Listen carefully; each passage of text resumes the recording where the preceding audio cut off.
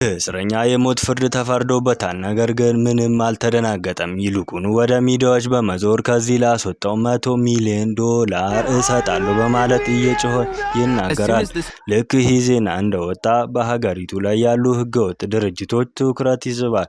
ኢቨን እስር ቤት ውስጥ ያሉ ታሳሪዎች እንኳን ሳይቀሩ አጀንዳቸው ያደርጉታል። ፖሊሶቹ ጉዳዩ እጅግ አሳሳቢ እንደሆነ ይገባቸዋል። እናም ታሳሪውን ወደ ፌዴራል ማረሚያ ቤት ለመውሰድ ከውሳኔ ይደርሳሉ።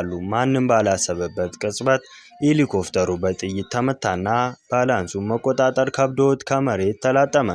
ይህ ሁሉ የገንዘብ ኃይል ነው። በዚህ ሰዓት ፖሊሶቹ ምንም ምርጫ የላቸውም። እንደ ታሳሪ ማረሚያ ቤት ለመውሰድ በመቶ የሚቆጠሩ የፖሊስ መኮንኖችና በራሪ ሄሊኮፕተሮች እንዲህም ሆኖ በመጓዝ ላይ ሳሉ አንድ ሽማግሌ መንገዳቸው መሃል ይገባል።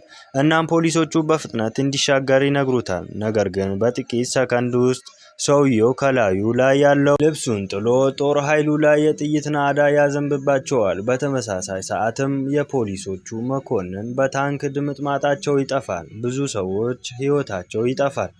ከዚህ ከባድ ግጭት በኋላ የወንጀለኞቹ አለቃ ወደ መኪናው ይመጣል።